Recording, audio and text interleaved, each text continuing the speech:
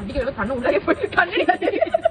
அது மாதிரி ஸ்கின்ல வந்துட்டு நம்ம டேப் பண்ணணும். டேப் பண்ணி தான் அதை நம்ம செட் பண்ண வைக்கணுமே தவிர போட்டு தேய்க்க கூடாது.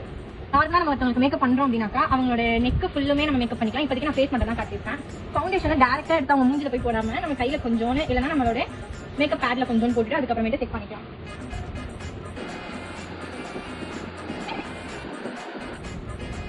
மேக்கப் பிக்சர் நம்ம அடிக்கும் போது கொஞ்சம் அவங்களுக்கும் நமக்கு டிஸ்டன்ஸ் வரை தான் அடிக்கணும். இது மேக்கப் பிக்சர் அப்ளை பண்ணதுக்கு அப்புறம் ஒரு 5 மினிட்ஸ் செனிடைஸ் பண்ணிப்போம். ஃபர்ஸ்ட் நம்ம ஐலிப் பண்ணிக்கலாம். ஐலிப்னா என்னன்னு தெரியுமா உனக்கு? என்னது ஐலிப்? நான் கூட என்னன்னு தெரியாது.